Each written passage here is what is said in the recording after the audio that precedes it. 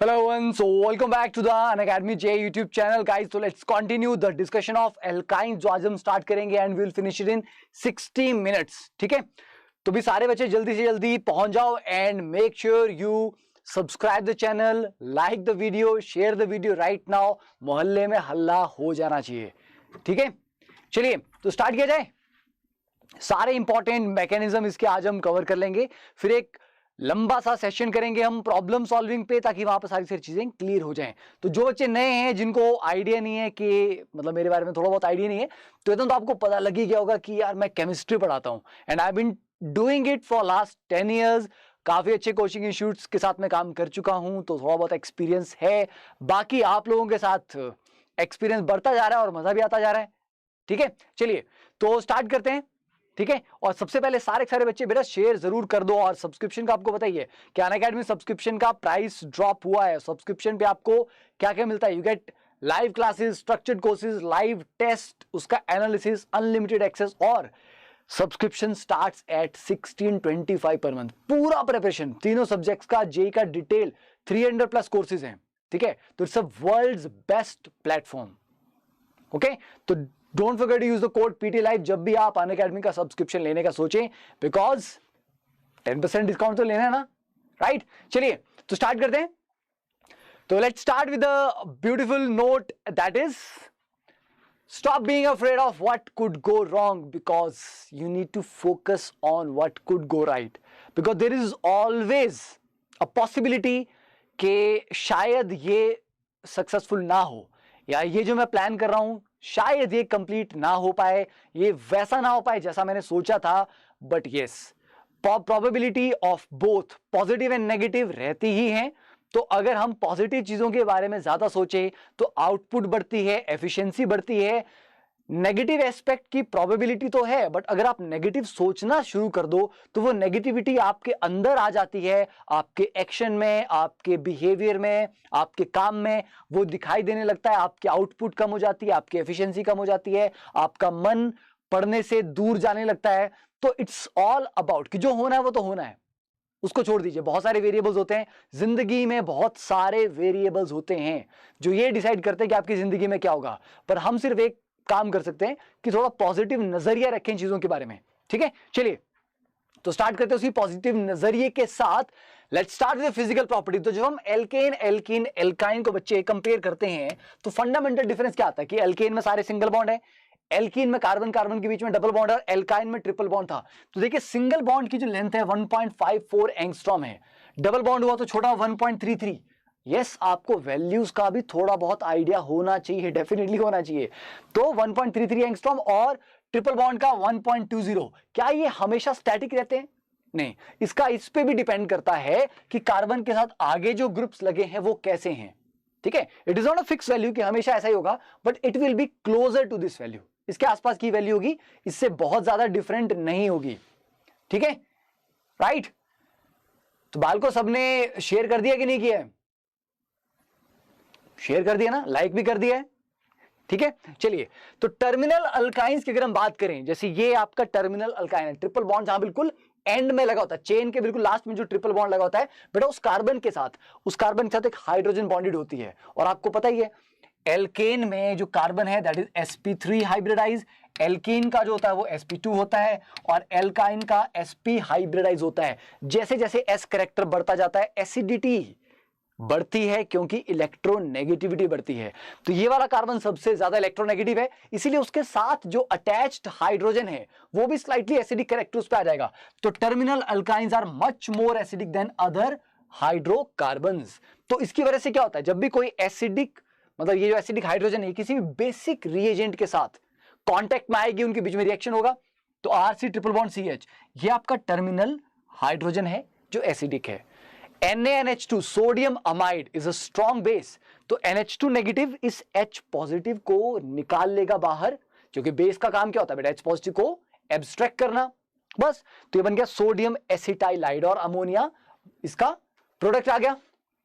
ठीक है, ये क्लियर है, सिंपल. तो एसिडिक हाइड्रोजन अभी जहां पर भी उसको स्ट्रॉन्ग बेस मिलेगा उसके साथ वो रिएक्ट कर जाएगा. फाइन, ये क्लियर हो गया. चलिए, तो एसिटाइलाइड आयन ये जो है ये बड़े अच्छे न्यूक्लियोफाइल्स होते हैं. तो ओके, तो हम क्या करेंगे न्यूक्लियोफाइल्स का, तो इस न्यूक्लियोफाइल को आप कुछ रिएक्शंस में एक नया प्रोडक्ट बनाने के लिए यूज कर सकते हो। जैसे कि ये है CH3CH2 C triple bond C negative, तो ये आपका जो एसिटाइलाइड आयन है ये क्या हुए आपके RC triple bond C negative, ये वो आपका एसिटाइलाइड आयन। तो ये जैसे CH3I आपको यहां पर दिया हुआ है, ठीक है। तो चलिए इसकी बात करते हैं। तो RC triple bond C negative, मैंने कहा कि ये एक अच्छा न्यूक्लियोफाइल है, मतलब इलेक्ट्रॉन रिच स्पीशीज है जिसके पास एक पेयर ऑफ इलेक्ट्रॉन है शेयर करने के लिए।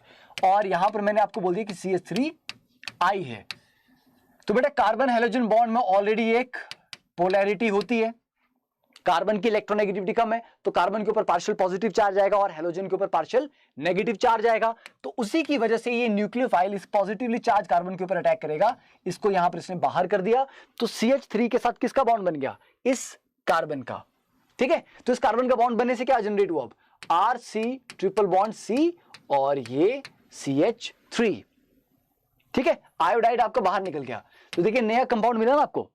तो आप इस तरह से चेन की लेंथ बढ़ा सकते हैं by using this acetylide as a nucleophile. तो कभी कभी आपको क्वेश्चन पूछे जाते हैं A से B जनरेट करो, B से C जनरेट करो, और आपको चेन की लेंथ बढ़ानी होती है।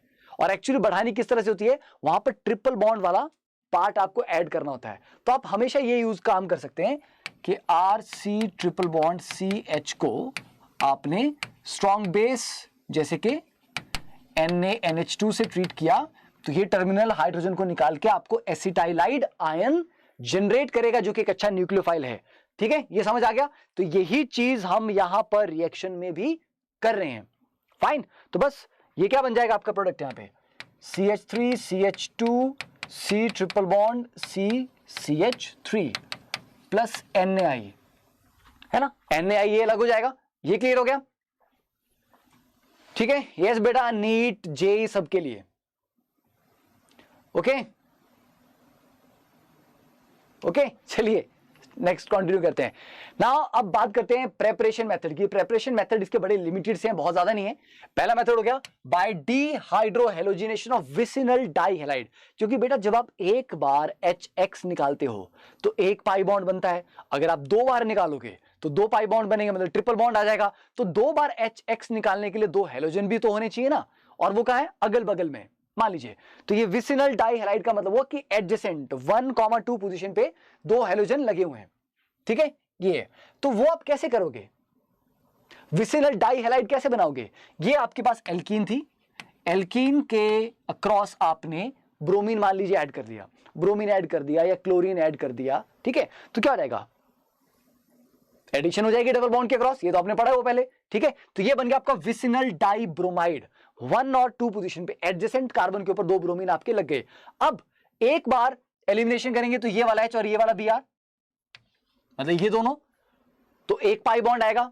फिर से एक और बार एलिमिनेशन करेंगे तो ये वाला Br और ये वाला H ये निकल जाएंगे, तो एक और पाई बॉन्ड आ जाएगा, राइट। तो दो पाई बॉन्ड का मतलब है ट्रिपल बॉन्ड आ गया। तो बेटा दो बार आप स्ट्रॉन्ग बेस यूज करोगे, क्योंकि जब दो बार आपको एलिमिनेशन करनी है तो सिर्फ अल्कोहलिक KOH से नहीं होगा, you need a very strong base. Sodium amide काफी स्ट्रॉन्ग बेस है, वो दो बार HBr निकाल देगा। तो दो बार HBr निकालने के बाद बीच में आ जाएगा यहां पर ट्रिपल बॉन्ड, तो डबल डिहाइड्रोहेलोजिनेशन यहां पर हो रही है, and the by product is ammonia and NaBr, fine, clear है ये। चलिए अब ये एक मेथड हो गया। Second, by dehydrohalogenation of geminal dihalide, ये तो विसिनल का किया कि एडजेसेंट कार्बन के ऊपर दो हेलोजन लगे हैं। बेटा के सेम कार्बन पे, किस पे, सेम कार्बन पे दो हेलोजन लगे हों उसको बोलते हैं जेमिनल डाइहैलाइड, और 1,1 डाइहैलाइड। जैसे देखिए यहां पर एक ही कार्बन पे दोनों क्लोरीन लगे हैं, ठीक है। तो ये क्लोरीन और बगल वाले से H, अगली बार ये वाला क्लोरीन और बगल वाले से H, तो दो HCl हम निकाल देंगे। स्ट्रॉन्ग बेस आपने लिया NaNH2, ठीक है। तो ये आ गया आपके पास ट्रिपल बॉन्ड बन जाएगा यहां पे C ट्रिपल बॉन्ड CH। तो विसिनल और जेमिनल दोनों डाइहैलाइड से आप दो बार HX निकाल के एल्काइंस बना सकते हो। ये दो तरीके आपके पास हैं, ओके, ठीक है, क्लियर है ये। तो समझ आ गया तो लाइक करते चलो, शेयर करते चलो। चलिए next one, third method is by dehalogenation, hydrogen नहीं, डिहेलोजिनेशन मतलब रिमूवल ऑफ हेलोजन ओनली। तो बेटा फिर आपके पास चारों के चारों हेलोजन ही होने चाहिए, क्योंकि 2 बार आपने HX निकाला तो आपने बेसिकली 4 एटम निकाले, ठीक है। तो अगर आपको हाइड्रोजन नहीं निकालना है, सिर्फ आपको हेलोजन ही निकालनी है, तो फिर चारों के चारों आपकी हेलोजन होनी चाहिए। तो विसिनल टेट्रा हेलाइड, तो टेट्राहेलाइड का मतलब है कि 2 कार्बन पे अगल बगल वाले पे, जैसे RC, यहां पर भी मान लीजिए 2 ब्रोमीन ले लिया और अगले वाले के ऊपर भी 2 ब्रोमीन ले लिया, ठीक है। तो ये हो जाएगा आपका विसिनल टेट्रा हेलाइड, क्योंकि वैसे भी एक कार्बन के ऊपर चारों ब्रोमीन तो लगेंगे नहीं, ठीक है। तो अगल बगल वाले कार्बन के ऊपर टोटल 4 ब्रोमीन लग गए। तो मान लीजिए जैसे एक बार ये ब्रोमीन निकल गया तो डबल बॉन्ड आया, अगली बार ये भी निकल गया तो यहां पर डबल बॉन्ड, मतलब एक और पाई बॉन्ड आ गया, तो ओवरऑल ट्रिपल बॉन्ड मिल गया। तो इसमें से -2 बार Br2 अगर मैं निकाल दूं तो I get RC triple bond Cr', I get an alkyne, ठीक है।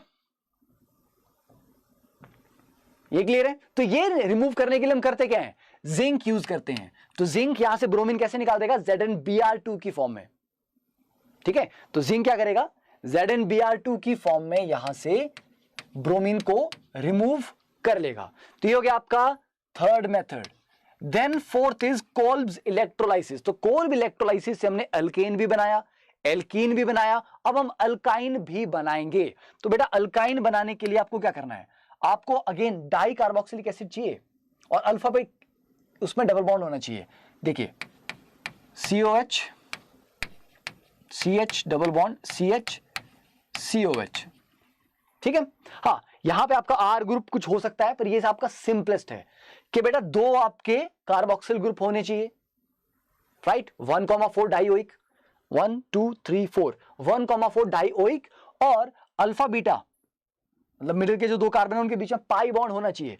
तो पहले आप इसको KOH से ट्रीट करेंगे, तो KOH से ट्रीट करने पे क्या बन जाएगा बेटा, पोटेशियम सॉल्ट ऑफ कार्बोक्सिलिक,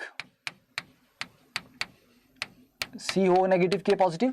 अब इसका करो आप इलेक्ट्रोलाइसिस। तो जब आप इसका करेंगे इलेक्ट्रोलाइसिस तो आपको मिल जाएगा CH triple bond CH plus 2CO2, ठीक है। बाकी के बाई प्रोडक्ट्स के बारे में भी बात नहीं करेंगे, बिकॉज आपको भी समझ नहीं आएगा कि वो क्यों बने, क्योंकि उसके लिए आपको इलेक्ट्रोकेमिस्ट्री का, रिडक्शन पोटेंशियल, ऑक्सीडेशन पोटेंशियल का थोड़ा आइडिया होना चाहिए।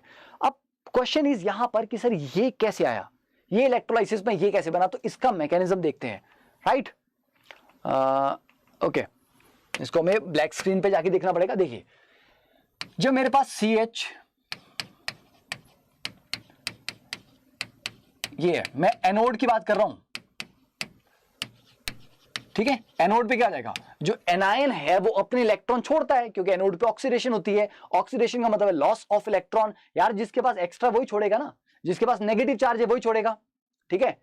बेटा आनंद पांडे, अच्छा आप बोल रहे हो कि उसमें 3 इक्विवेलेंट क्यों लिए थे, ठीक है, I will come to that. पहले ये देख लेते हैं। देखिए तो यहां पर 2 नेगेटिव चार्ज हैं। 2 नेगेटिव चार्ज का मतलब कि 2 एक्स्ट्रा इलेक्ट्रॉन है। तो वो 2 एक्स्ट्रा इलेक्ट्रॉन अगर ये छोड़ दे ऑक्सीजन तो क्या हो जाएगा, यहां पे रेडिकल बनेगा। कोल्ब इलेक्ट्रोलाइसिस बेटा पहले भी करवाया हुआ है, मैकेनिज्म एक्जैक्टली सेम है। तो एक्स्ट्रा इलेक्ट्रॉन छोड़ने के बाद ऑक्सीजन के पास ऑड इलेक्ट्रॉन रह जाएगा। ऑड इलेक्ट्रॉन रहने से क्या होता है, फिर ये एक इलेक्ट्रॉन और ये बॉन्ड टूट के एक इलेक्ट्रॉन यहां जाएगा, इसका एक इलेक्ट्रॉन और इसका एक इलेक्ट्रॉन, तो ये मिलके CO2, ये मिलके CO2, दोनों CO2 निकल गए और ये एक इलेक्ट्रॉन इसके पास, ये एक इलेक्ट्रॉन इसके पास। तो आपके पास CH यहां सिंगल इलेक्ट्रॉन और इसके पास single electron plus 2 carbon dioxide.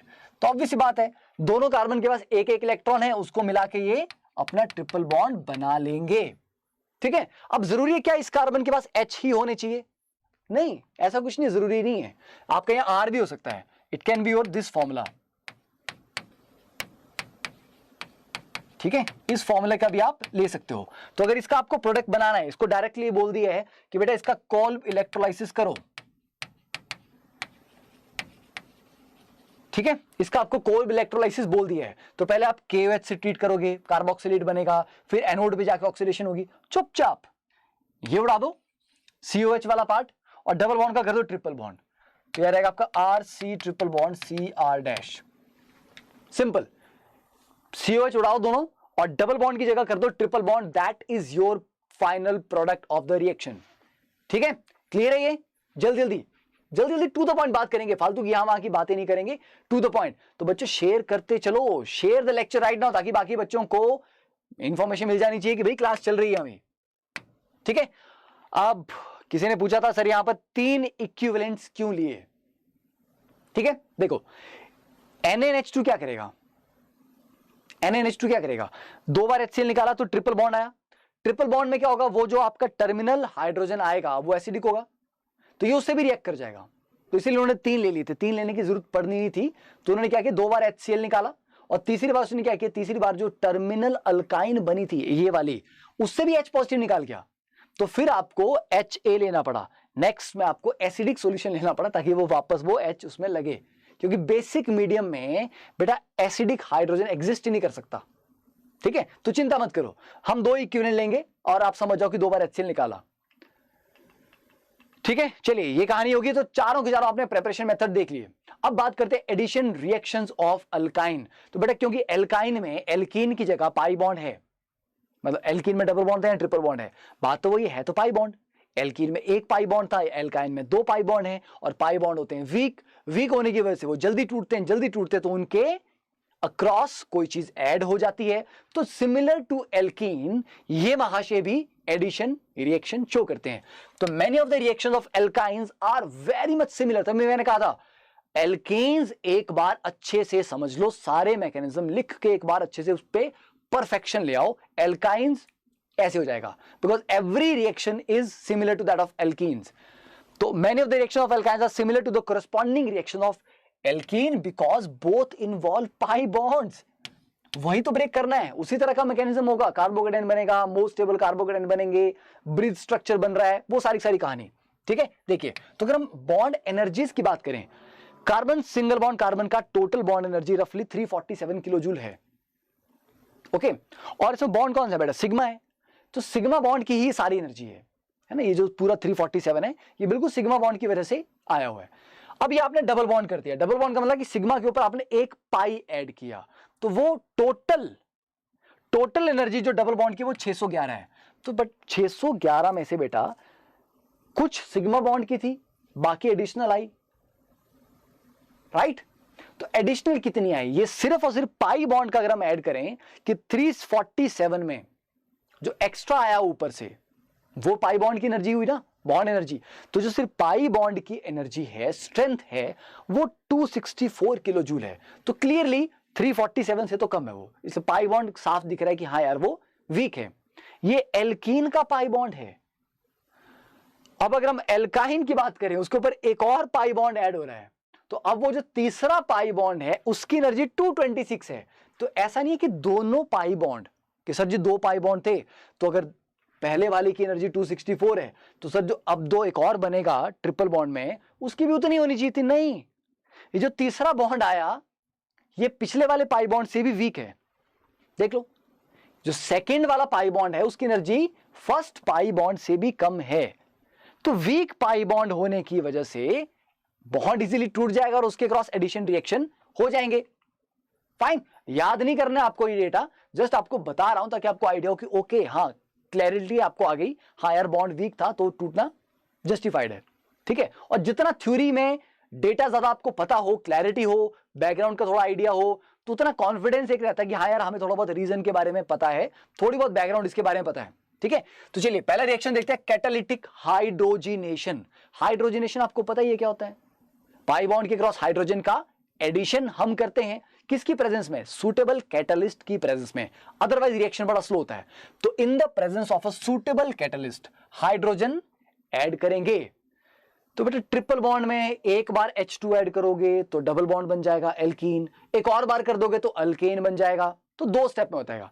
तो ट्रिपल बॉन्ड में एक बार आपने H2 ऐड किया, प्लैटिनम, पैलेडियम, निकल की प्रेजेंस में, इनमें से कोई भी एक ले लो आप, और आपको पता है कि बेटा दोनों हाइड्रोजन, जब कैटालिटिक हाइड्रोजिनेशन होती है तो दोनों हाइड्रोजन एक ही साइड से अटैच होते हैं। देखिए दोनों हाइड्रोजन सेम साइड से आया तो सिन हाइड्रोजिनेशन हुई है, this is syn addition because both attach from the same side. ये आपने एल्कीन में पढ़ा हुआ, मैंने एल्कीन में ये पढ़ाया हुआ है। अब एक और बार आपने H2 ऐड किया तो बस डबल बॉन्ड में एक और H2 ऐड हो गया और ये बन गया अल्केन। फाइन, तो देखिए तो अब हमें क्या करना है, मान लो मैं यार अल्केन नहीं बनाना चाहता हूं, I just want to stop this reaction at the alkene stage. तो एल्कीन तक करने के लिए मतलब हुआ मैं पूरी हाइड्रोजिनेशन नहीं करना चाहता, I just want to do partial catalytic hydrogenation. और सिस एल्कीन बन रही है क्योंकि दोनों हाइड्रोजन सेम साइड पे ऐड हो रहे हैं। तो इसके लिए मुझे क्या करना पड़ा कि ये जो H2 प्लेटिनम है ये बड़ा स्ट्रॉन्ग रिड्यूसिंग एजेंट है, इसको थोड़ा सा इसकी एफिशिएंसी को कम करना पड़ेगा। इसको बोलना पड़ेगा भाई ज्यादा नहीं, है ना, थोड़ा सा रिएक्शन करना है, अपने को बीच में रुकना भी है, थोड़ा आराम से चलो। तो उसके लिए हम क्या करते हैं, इसको पॉइजन करते हैं, इसकी एफिशिएंसी को कम करने के लिए कैटलिस्ट में थोड़ा सा पॉइजन ऐड करते हैं। तो उसको आप बोलते हो कि ओवरऑल क्या होता है वो, that is called Lindlar's catalyst. H2 palladium barium sulphate in the presence of quinoline. कई जगह आपने देखा होगा सर वहां पर H2 पैलेडियम कैल्शियम कार्बोनेट लिखा होता है। ठीक है यार, वो कुछ नहीं है, कोई डिफरेंस नहीं है, दोनों ऑलमोस्ट यही काम कर रहे हैं। बेरियम सल्फेट के ऊपर पैलेडियम को क्या करवा दिया, एडजॉर्ब करवा दिया, मतलब उसकी कोटिंग करवा दी एक तरह से। वहां पे कैल्शियम कार्बोनेट के ऊपर पैलेडियम की कोटिंग करवा दी है। ठीक है, तो बस कुछ नहीं है, ये आपको उसकी एफिशिएंसी कम करने के लिए किया हुआ है। तो लिंडलर कैटलिस्ट क्या है, इट्स अ पॉइजन्ड पैलेडियम कैटलिस्ट। क्योंकि अकेला H2 पैलेडियम लेते हैं तो बड़ा स्ट्रांग होता, तो रास्ते में एल्कीन पे गाड़ी नहीं रोकता, अल्केन तक चला जाता, तो उसको पॉइजन किया गया। तो compose of powdered barium sulphate coated with palladium. तो बेरियम सल्फेट के ऊपर पैलेडियम की कोटिंग हो रखी है एंड पॉइजन्ड विद क्विनोलिन, जो उसकी ओवरऑल कैटलिस्ट की एफिशिएंसी को कम करता है। तो बच्चे ये हुआ आपका, क्या हुआ ये, this is your Lindlar's catalyst. ठीक है, तो यहां तक की कहानी क्लियर होगी, सबको क्लियर होगी? तो कर दो, थोड़ा बहुत शेयरिंग कर दो। ठीक है, चलिए अब दूसरी बात करते हैं, ट्रांस। मुझे सिस एल्कीन की जगह H2 ट्रांस में ऐड करने थे, ट्रांस एल्कीन बनानी मुझे। तो बर्च रिडक्शन पढ़ा है आपने, है ना, sodium in the presence of liquid ammonia या lithium in the presence of liquid ammonia, तो उसको बोलते हैं मेटल अमोनिया रिडक्शन। ठीक है, and this is Birch reduction.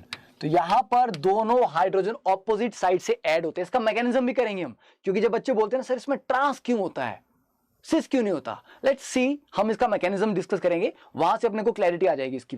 ठीक है, देखिए, तो सोडियम मेटल को जब आप लिक्विड अमोनिया की प्रेजेंस में रिएक्शन करवाओगे, तो sodium in the presence of liquid ammonia जब एल्काइन के साथ रिएक्ट करेगा तो दोनों हाइड्रोजन ऑपोजिट साइड में लगेंगे, that is a trans alkene आपको यहां पर मिल रही है। सिंपल है। ठीक है, अब इसका मैकेनिज्म देखते हैं जल्दी से। देखो मैकेनिज्म इसका सिंगल इलेक्ट्रॉन ट्रांसफर वाला मैकेनिज्म है।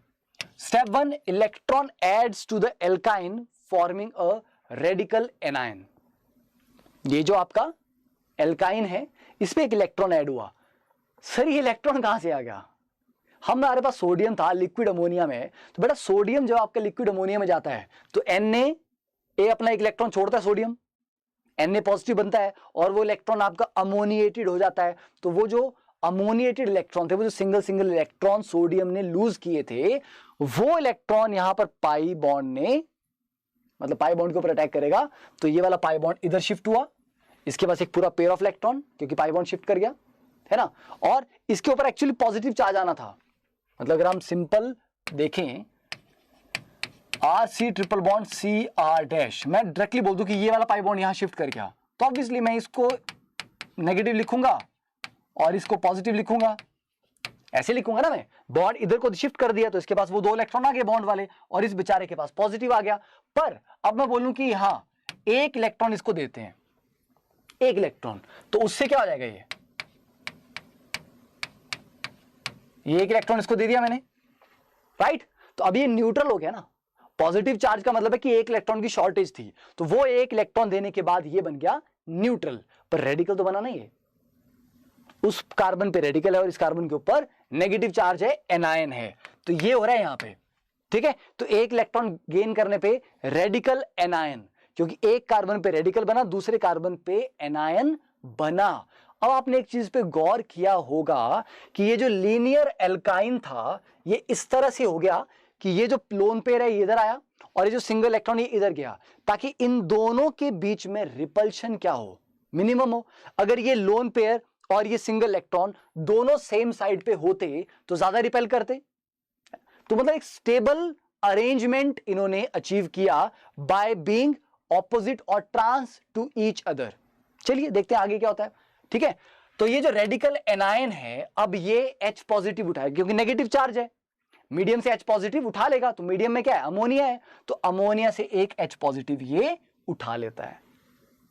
ठीक है, ओके, तो यहां पर बन गया आपका CH। अब ये सिंगल इलेक्ट्रॉन रह गया। अब ये सिंगल इलेक्ट्रॉन बोल रहे हैं कि मेरे को भी एक और इलेक्ट्रॉन चाहिए, मेरे को भी पेयरिंग करनी है। ठीक है, तो अगले स्टेप में ये जो सिंगल इलेक्ट्रॉन है ये एक और इलेक्ट्रॉन गेन करता है। ठीक है, फिर यहां पर फिर से एनायन बनेगा। अब ये नेगेटिव चार्ज फिर से अमोनिया से एक H पॉजिटिव गेन करेगा, तो फिर से H पॉजिटिव उठाया इसने और H लग गया। तो अल्टीमेटली 2 हाइड्रोजन लग गए, आपके पास एल्कीन आ गया, और एल्कीन जो है दैट इज ट्रांस। दोनों हाइड्रोजन ऑपोजिट साइड पे ऐड हुए। तो अब समझ आया कि ऑपोजिट क्यों ऐड हो रहे थे, क्योंकि फर्स्ट स्टेप में जो एनायन रेडिकल बना था वो ट्रांस बना था, पेयर ऑफ इलेक्ट्रॉन नीचे था तो रेडिकल वाला इलेक्ट्रॉन ऊपर की तरफ था, ऑपोजिट साइड थे। ठीक है, यस हरजीत बेटा, you are right in that opinion, exactly आपने ही ठीक सुना है। ठीक है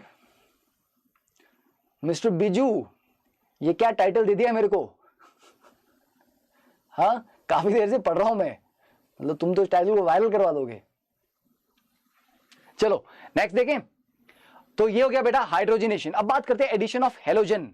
हेलोजन ऐड करते, जब आप एल्कीन में ऐड करते थे बच्चे, तो क्या होता था, जब आप एल्कीन के अक्रॉस मान लीजिए मैं Br2 in the presence of boron CCl4, तो पहले हम बोलते थे सर एक ब्रिज हेड टाइप की चीज बनती है ना सर, कुछ हेलोनियम आयन बनता है यहां पे, और इस हेलोनियम आयन पे एक और ब्रोमीन फिर अटैक करेगा, और कि सर एक ब्रोमीन ऊपर की तरफ लग जाएगा और एक ब्रोमीन नीचे की तरफ लगेगा, दैट इज एंटी एडिशन हो जाएगी। ये बोलते थे ना एल्कीन में, ये बोलते थे हम, राइट। अब देखते हैं एल्काइन में हम क्या करेंगे।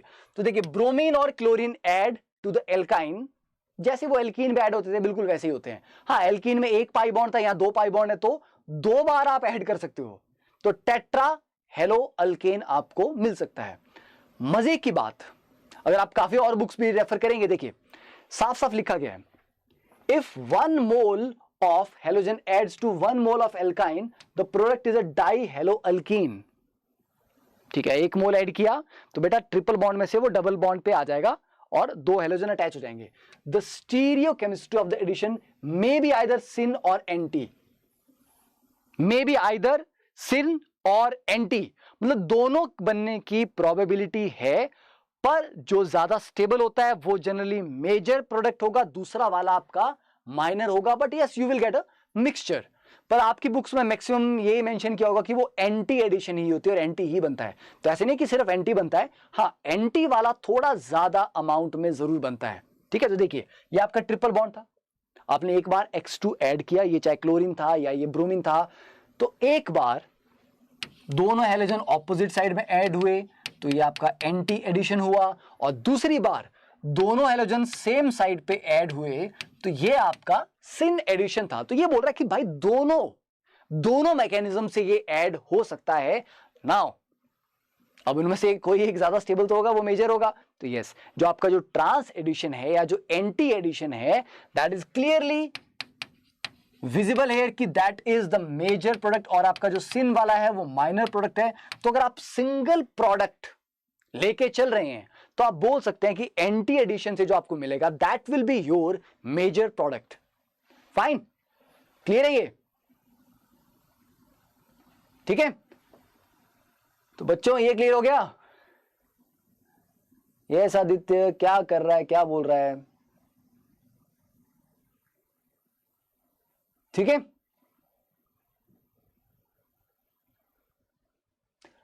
ओके समबडी आस्क्ड पीछे थोड़ी देर पहले कि is trans always more stable than cis? नहीं, ऐसा नहीं कि trans is always more stable than cis. Generally trans में क्या होता है, अगर बल्कि ग्रुप आपके दूर दूर हैं जिनमें रिपल्शन हो सकती थी तो वो होगा, तो वो स्टेबल होगा। पर कभी कभी क्या होता है कि 2 ग्रुप ऐसे होते हैं जिनके बीच में हाइड्रोजन बॉन्डिंग हो सकती थी, वो तभी हो पाएगी जब दोनों सिस में होंगे। तो वो ट्रांसफर नहीं हो पाएगी।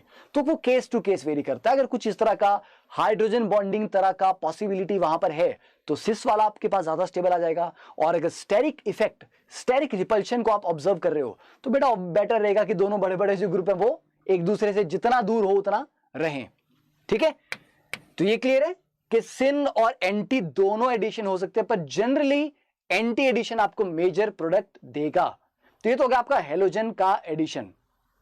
एक हेलोजन ऐड किया, दो हेलोजन ऐड कर दोगे फिर तो सोचना ही नहीं है। अगर मैंने दो हेलोजन ऐड कर दिए, जैसे कि कुछ बच्चों के दिमाग में चल रहा होगा, सर अगर दो बार हेलोजन ऐड कर दूं मैं, जैसे CH3 C triple bond CCH2 CH3, तो दो Br2 मैंने ऐड किए तो फिर सोचना नहीं यार, दो यहां पर लगाने दो वहां पर लगाने, टेट्रा हैलाइड बन जाएगा, फिर तो सिन एंटी की बात ही नहीं है।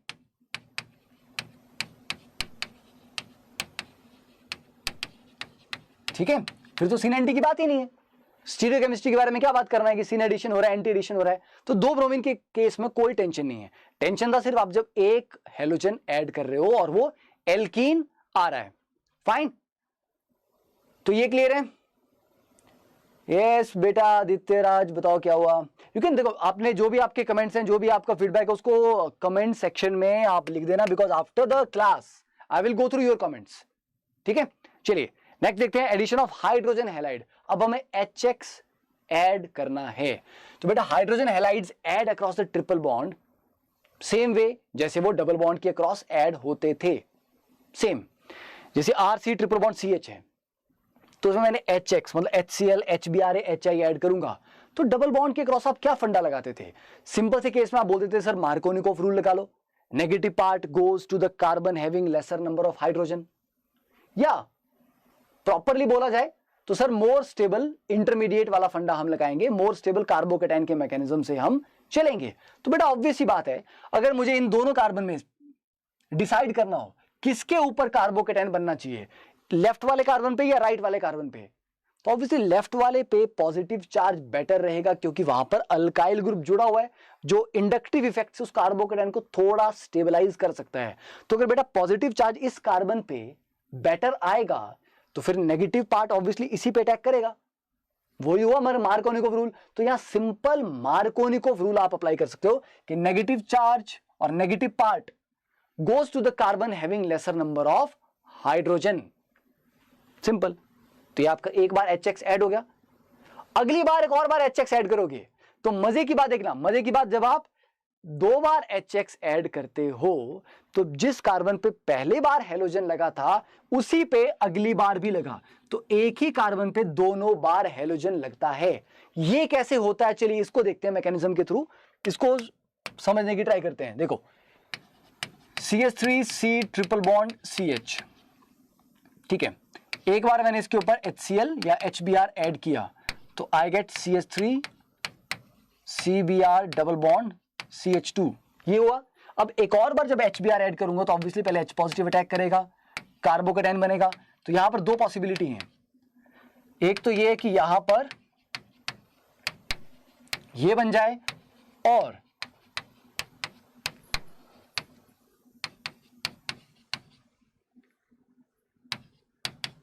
ये दो कार्बोकेटाइन बनने की पॉसिबिलिटी मेरे पास है ना, कि या तो पॉजिटिव चार्ज यहां पे आएगा या फिर यहां पे आएगा।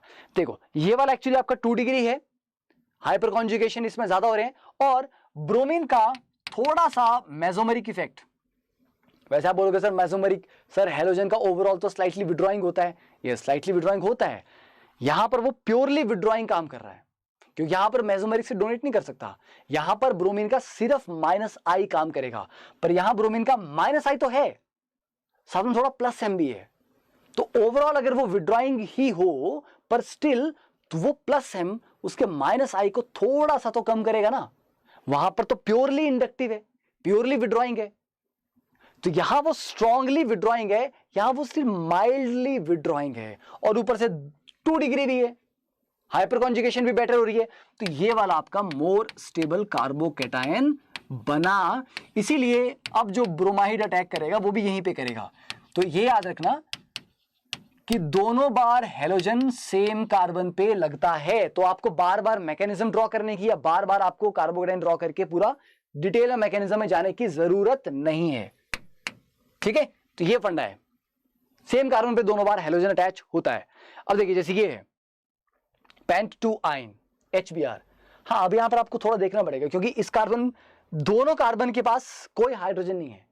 यहां आप बोल रहे हैं ना carbon having lesser number of hydrogen, भाई दोनों के पास ही कार्बन के पास हाइड्रोजन नहीं है, तो सब प्रॉपरली फिर आपको कार्बोकेटाइन स्टेबिलिटी के अकॉर्डिंग चलना पड़ेगा। जैसे इस कार्बन के ऊपर पॉजिटिव चार्ज आएगा तो 3 हाइपर कॉन्जुगेशन हो सकती हैं, अगर इसके ऊपर पॉजिटिव चार्ज आएगा तो सिर्फ 2 हाइपर कॉन्जुगेशन हो सकती हैं। तो इस कार्बन पे पॉजिटिव चार्ज लेफ्ट वाले पे बेटर रहेगा, इसीलिए उसके ऊपर हमने ब्रोमीन ऐड किया, ठीक है। पर दूसरा वाला कार्बोकेटाइन भी बहुत कम स्टेबल है, ऐसा नहीं है, वो भी कंपैरेटिवली स्टेबल तो होगा, ओके, तो वो भी बनेगा, तो वो वाला भी बन रहा है, दूसरे वाले कार्बन पे भी ब्रोमीन ऐड हुआ, तो वी गेट 2 प्रोडक्ट्स। और इस वाले में भी आपका EZ आइसोमर बन सकता है, EZ आइसोमर बन सकता है, क्यों? क्योंकि ब्रोमीन और H किस किस तरफ ऐड हुए, राइट? ब्रोमीन और H किस तरफ ऐड हुई? क्योंकि जो कार्बोकेटाइन था, कार्बोकेटाइन तो प्लेनर होता है, तो प्लेनर पे ब्रोमाइड ऊपर से अटैच हुआ या नीचे से अटैच हुआ, दोनों की प्रोबेबिलिटी है, तो आपका E और Z बन सकते हैं, क्योंकि यहां पर ज्योमेट्रिकल आइसोमरिज्म एल्कीन के अक्रॉस पॉसिबल था। वैसे ही यहां पर भी डबल बॉन्ड के क्रॉस ज्योमेट्रिकल आइसोमरिज्म पॉसिबल है, ठीक है। तो ये चीज का ध्यान रखना बेटा। जो पूछ रहे हैं एरोमेटिक कब होगा, एरोमेटिक अब नेक्स्ट लेक्चर में स्टार्ट हो जाएगा, ठीक है। चलिए जहां पे जल्दी से फोकस करिए, next one, addition of hydrogen halides में ही एक और केस देखते हैं। जब 2 mole of hydrogen halide add होते हैं 2 बार, ठीक है, तो हमने कर लिया कि भाई सेम कार्बन पे ही दूसरा X लगता है, ठीक है। पहला वाला ये लगा और एक और HBr लिया आपने, तो दूसरी बार तो दोनों ब्रोमीन सेम कार्बन पे ही लगे। तो I hope this part is clear, ये हमने ढंग से डिस्कस कर लिया हुआ है, ठीक है बेटा। इस पे आपको MS चौहान करने की ऐसा नहीं कि कोई बड़ी जरूरत ही है, ढंग के क्वेश्चंस कर लो, किसी भी बुक से कर लो तो काम किया, मतलब आपको पुराने IIT के पेपर देख के थोड़ा आइडिया लग जाएगा किस तरह के क्वेश्चन पूछे गए हैं। जो क्वेश्चन आपका स्टीरियो केमिस्ट्री चेक करे वो एक अच्छा क्वेश्चन है। जब भी आपको स्टीरियो केमिस्ट्री रिलेटेड, क्योंकि डबल बॉन्ड के क्रॉस जब भी एडिशन होती हैं, स्टीरियो केमिस्ट्री एक ऐसा पार्ट है जहां पर आपको बहुत कंफ्यूज किया जा सकता है। तो अगर आपको स्टीरियो केमिस्ट्री वाले क्वेश्चन मिलते हैं उनको जरूर करना। मैं भी जब इसके ऊपर क्वेश्चन प्रैक्टिस करेंगे तो आपको स्टीरियो केमिस्ट्री वाला पार्ट उसके क्वेश्चंस में करवाऊंगा। Hello Ritesh, thank you for that. Yes mister Biju, ठीक है ठीक है। मेडलर जी का भी देखते हैं, तुम पहले मोहल्ले में हल्ला करते रहो, ठीक है। Got your input. देखिए तो परऑक्साइड का फैक्टर कि सर एल्कीन्स में तो HBr in the presence of peroxide anti Markovnikov addition दिखाता था, क्या एल्काइन में भी ऐसा हो सकता है? Yes, peroxides catalyze the free radical chain reaction that adds HBr in anti-Markovnikov orientation। तो एल्काइंस में भी, किसमें? एल्काइंस में भी एल्कीन की तरह खराश इफेक्ट या पेरोक्साइड इफेक्ट ऑब्जर्व होता है। तो आप नॉर्मल यहां पर अगर आप HBr ऐड करते नॉर्मल, तो मार्कोनिकोव रूल क्या बोलता? Negative part goes to the carbon having lesser number of hydrogen. पर एंटी मार्कोनिकोव क्या बोलेगा कि ब्रोमीन तो भाई लास्ट वाले पे जाना चाहिए। तो ठीक है, तो ब्रोमीन आपका लास्ट वाले पे चला जाएगा, तो what will be your product? Last वाले पे ब्रोमीन आ जाएगा, तो CHBr डबल बॉन्ड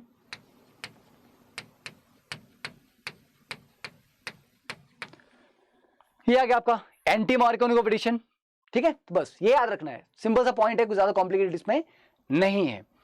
नेक्स्ट आया अब हाइड्रेशन ऑफ अल्काइंस। हाइड्रेशन का मतलब क्या हो बच्चे?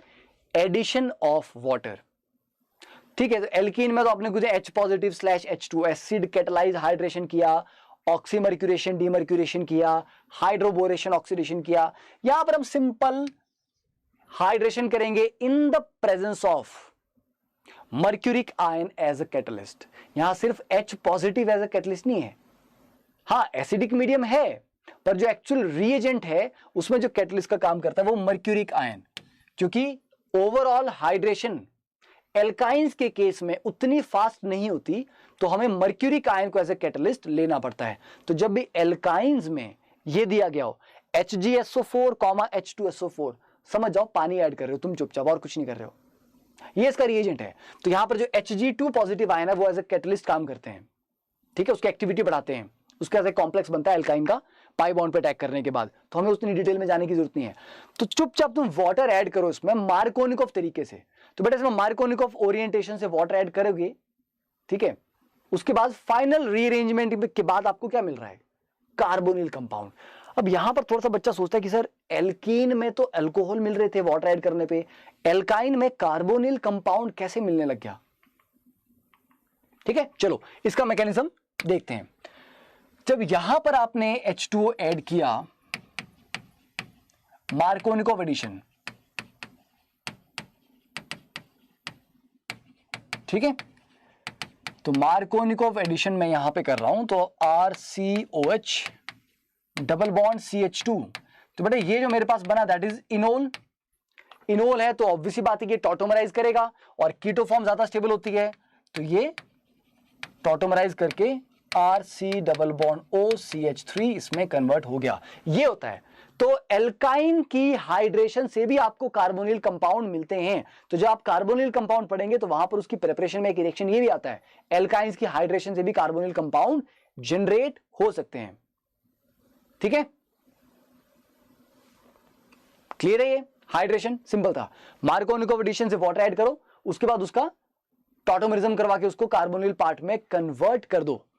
Next one, addition of HOX, HOCl, HOBr वगैरह, ये अगर आपको ऐड करना है एल्काइंस में तो क्या होगा, इसमें दो पॉसिबिलिटीज हैं, एक alpha alpha dihalo ketone और एक अल्फा हेलो कीटोन। जैसे कि देखिए RC ट्रिपल बॉन्ड CH, तो एक बार इसके क्रॉस में HOX ऐड कर रहा हूं, तो HO नेगेटिव और X पॉजिटिव। हमेशा याद रखना HOBr का मतलब है HO नेगेटिव, हेलोजन पे हमेशा पॉजिटिव चार्ज आता है। तो मार्कोनिकॉफ एडिशन करो, मार्कोनिकॉफ एडिशन क्या बोल रहा है, negative charge goes to the carbon having lesser number of hydrogen. ठीक है, तो RC double bond CH, negative part जो है वो इस कार्बन पे जाएगा OH और यहां पे आ जाएगा आपका X। ये बना, एक बार ऐड किया तो यहां पर भी इनोल, तो ये भी है, तो ये भी टॉटोमराइज, तो ये भी कर जाएगा। तो अगर इसका आप टॉटोमराइज कर दोगे, तो टॉटोमराइज करने के बाद ये क्या बनेगा, RC double bond O CH2X, that is alpha hello ketone. ये बना आपका अल्फा हेलो कीटोन। पर एक्चुअली क्या है कि जब HOX आपने लिया होता है तो ये रिएक्शन यहां पे रुकता नहीं है, क्योंकि एक और पाई बॉन्ड अभी भी है। तो इस पाई बॉन्ड के क्रॉस एक और बार आपका HOX ऐड होगा।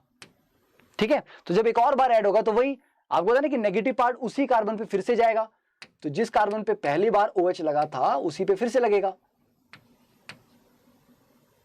ठीक है, तो ये उसको सेम कलर में इंडिकेट करते हैं, यहां पर एक OH, यहां पर एक और OH, और यहां पर एक हेलोजन लगा था, अब यहीं पे एक और हेलोजन लग गया। अब आपको पता बेटा एक कार्बन के ऊपर दो OH अनस्टेबल होते हैं, तो ये आपका अनस्टेबल होगा, इसमें से वाटर निकलेगा -H2O, तो H2 निकलने के बाद क्या बन जाएगा, ये RC double bond O CHX2, तो ये बना alpha comma alpha dihalo ketone. This is a major product जो आपका 90% आ रहा है, तो ये है।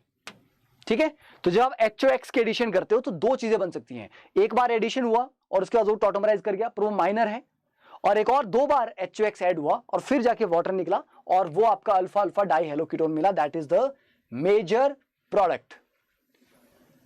फाइन, तो HOX के एडिशन कर सकते हो, मतलब सारा का सारा अगर आपने एल्कीन्स ढंग से पढ़ रखी है तो एल्काइंस कवर करने में आपको ज्यादा देर नहीं लगेगी।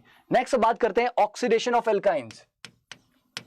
ठीक है, देखो ऑक्सीडेशन ऑफ एल्काइंस वही रिएजेंट आपका ओजोनोलाइसिस ऑफ अल्कलाइन KMnO4 दोनों। ठीक है, तो पहले KMnO4 की कहानी देखते हैं। तो oxidation of alkynes occur with the same reagents, एक आपका परमैंगनेट था KMnO4 और एक आपका था ओजोन। ठीक है, तो चलिए पहली कहानी देखते हैं हम परमैंगनेट ऑक्सीडेशन की। तो परमैंगनेट ना बहुत बार क्या करते हैं बच्चे रट लेते हैं इसको, यही करना है, वो ध्यान नहीं देते कि परमैंगनेट में कंडीशंस कैसी दे रखी हैं, वार्म है, कोल्ड है, न्यूट्रल है, अल्कलाइन है। कंडीशंस पे डिपेंड करता है कि बच्चे आपके पास एंड प्रोडक्ट कैसा आएगा। ठीक है, कंडीशंस पे। ठीक है, देखो, तो इफ एन एल्काइन, ध्यान से सुनना इसको, if an alkyne is treated with cold aqueous potassium permanganate under nearly neutral condition, दो इंपॉर्टेंट चीजें, कोल्ड और न्यूट्रल, तो बोल रहा है अल्फा डाइकीटोन बनते हैं। डाइकीटोन मतलब कार्बोक्सिलिक एसिड नहीं बना, मतलब आपका ये जो ट्रिपल बॉन्ड है कुछ नहीं है, इधर डबल बॉन्ड O, इधर डबल बॉन्ड O, मतलब ट्रिपल बॉन्ड तोड़ नहीं देना है, सिर्फ दो पाई बॉन्ड तोड़ने हैं, सिंगल बॉन्ड रहने देना है। ठीक है, तो न्यूट्रल कंडीशन है और कोल्ड है।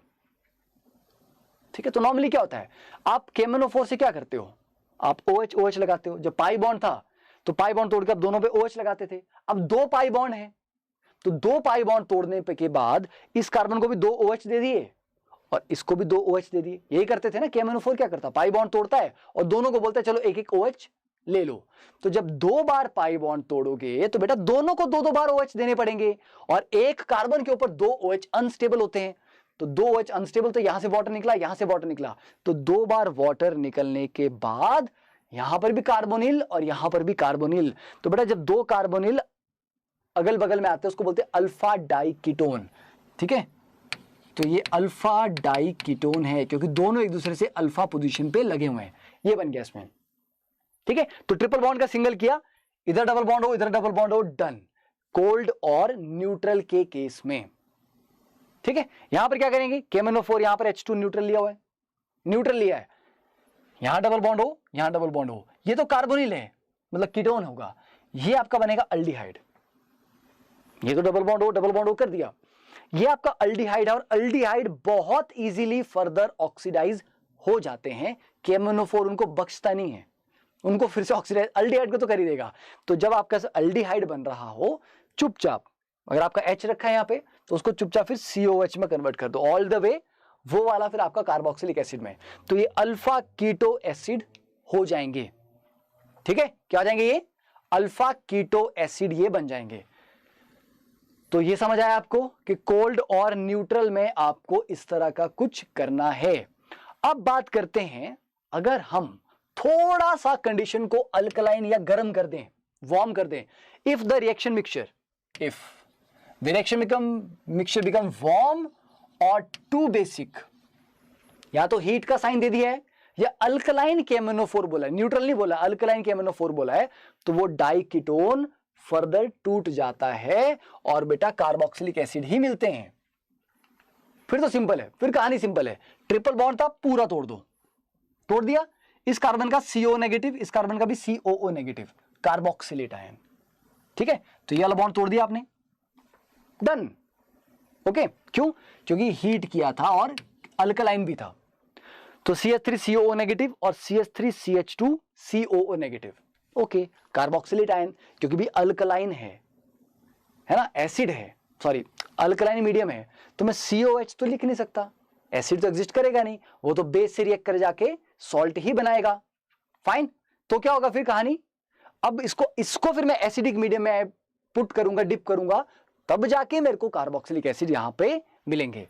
तो ये था आपको अल्कलाइन KMnO4 से कार्बोक्सिलेट बन गए, पर अगले स्टेप में आपने H पॉजिटिव रखा है, तो एंड प्रोडक्ट आपको फिर कार्बोक्सिलिक एसिड बनाना है। तो ये वाला बॉन्ड तोड़ा, इसका तो COH, और एक कार्बन का COH क्या होता है, फॉर्मिक एसिड HCOH, और HCOH आपको होता है फॉर्मिक एसिड, अनस्टेबल होता है, और ऑक्सीडेशन या ऑक्सीडाइजिंग एजेंट की प्रेजेंस में HCOH फर्दर टूट जाता है कार्बन डाइऑक्साइड में। तो अगर आपके पास टर्मिनल अल्काइन है और आप उसको अल्कलाइन KMnO4 के साथ स्लाइटली हीट कर रहे हो, तो ये जो टर्मिनल वाला कार्बन है ना, ये सीधा फिर CO2 में ही कन्वर्ट हो जाता है। इस चीज का थोड़ा सा ध्यान रखें। फाइन, क्लियर है ये, चलिए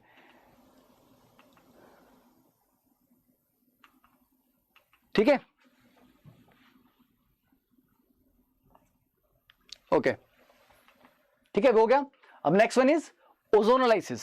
तो ओजोनोलाइसिस एग्जैक्टली सिमिलर था जैसा आपका KMnO4 का रिएक्शन था, वैसे ही होगा। तो ozonolysis of an alkyne followed by hydrolysis cleaves the triple bond, triple bond को तोड़ देगा और दो आपको कार्बोक्सिलिक एसिड दे देगा, बस सिंपल, जैसा आपने KMnO4 में किया, ट्रिपल बॉन्ड तोड़ो, COH और इसका COH, डन, सिंपल कहानी।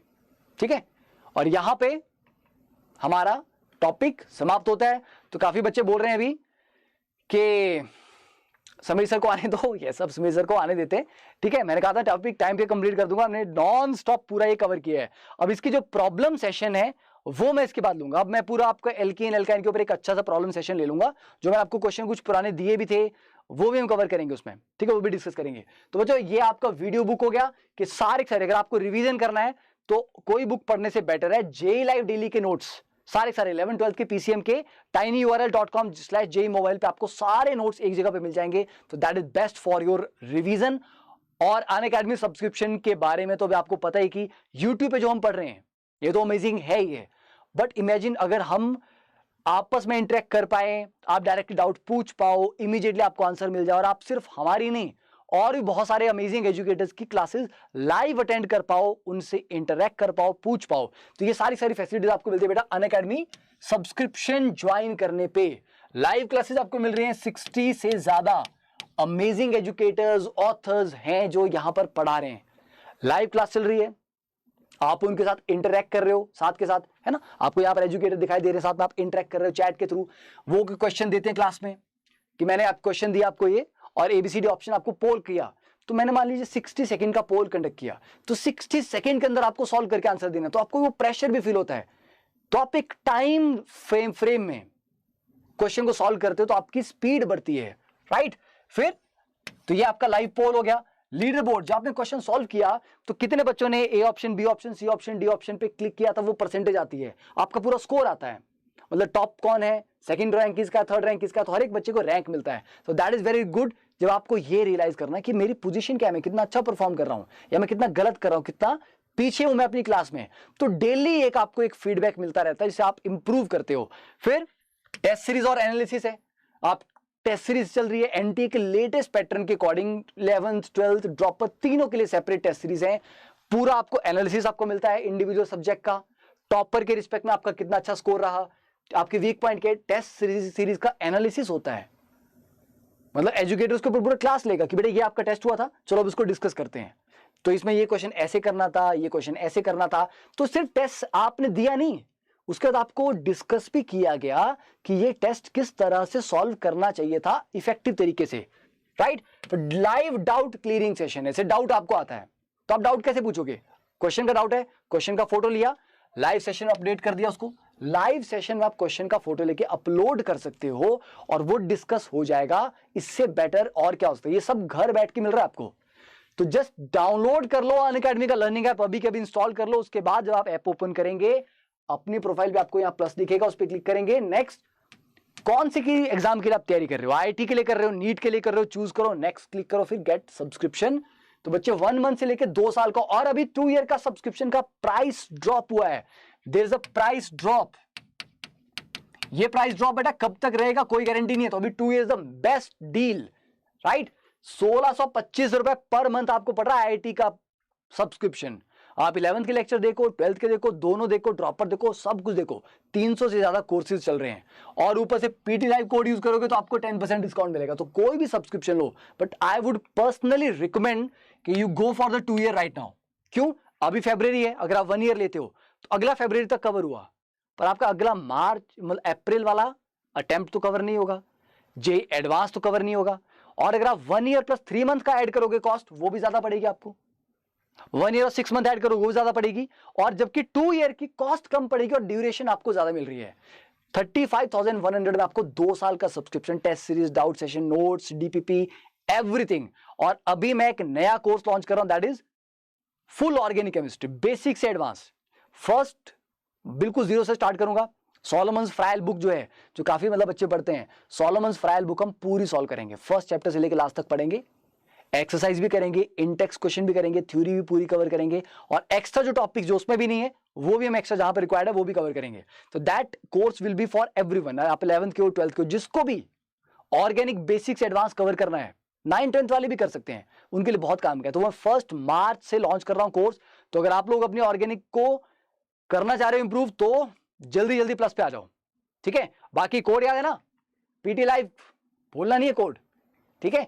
Don't forget the code PT live, कोई भी सब्सक्रिप्शन लेना हो यूज इट, और अपने जूनियर्स को भी बताओ। सीरियसली मैं तुम्हें पूरा भरोसा दिला रहा हूं कि प्लस एक बार आप आ जाओगे, you can ask any student जो प्लस पे पढ़ रहा है, इसके जैसा प्लेटफॉर्म, इसकी जैसी ऑप्शंस, फ्रीडम, फ्लेक्सिबिलिटी और इतने अमेजिंग एजुकेटर्स एक जगह पे कहीं भी नहीं है, राइट? तो चलिए, तो अब समीर सर को आने देते हैं। तब तक hope to see you on the plus platform soon. ठीक है, याद रखना, भूलना नहीं है।